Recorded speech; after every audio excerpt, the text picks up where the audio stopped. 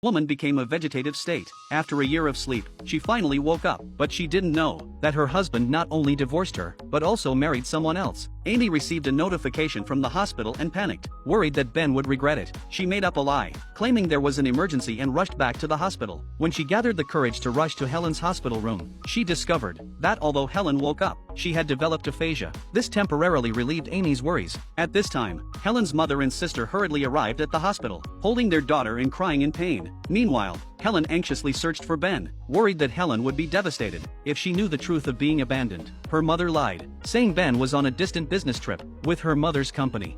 Helen began various rehabilitation exercises. Unexpectedly, Amy, for the sake of Helen and Ben, requested for Helen to be transferred to a nursing home, taking care of all the expenses herself. But Helen's mother refused. Watching her sister search for Ben foolishly every day, Linda couldn't bear to tell Helen the truth, but was stopped by her mother. Unexpectedly, when the two were arguing, Helen overheard everything, and only then did she realize that she had been abandoned by Ben. On the other hand, upon hearing that Helen had woken up, Tom secretly went to the hospital to observe the woman undergoing training. He found Helen, and expressed that he would unconditionally help her sue him. Meanwhile, he secretly arranged for someone to lend money to Ben's research institute at a high interest rate, with the intention of destroying Ben at a critical moment. The next day, he visited Helen's hospital room, expressing his desire to help her, and telling her to contact him anytime she needed. Meanwhile, Helen found Amy, and calmly questioned her if she was with Ben. Unexpectedly, Amy not only openly admitted their relationship, but also asked her not to continue to entangle herself, with her mother accompanying her.